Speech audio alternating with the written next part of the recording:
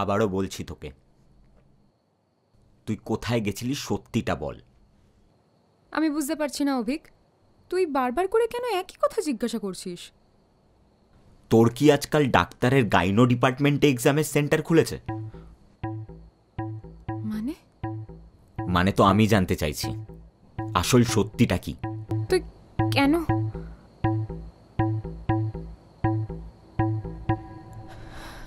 শোন তাহলে, আমার একটা ভালোবাসার মানুষ ছিল, আমাদের অনেক সুন্দর মুহূর্ত ছিল, আমাদের দুজনের প্রেম ছিল। বাড়ির অমতে গিয়েই প্রেমটা আমরা করেছিলাম,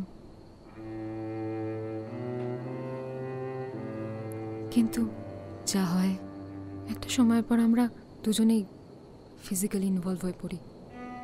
তাই কলকাতায় এসেছিলাম অ্যাবর্শনটা করানোর জন্য।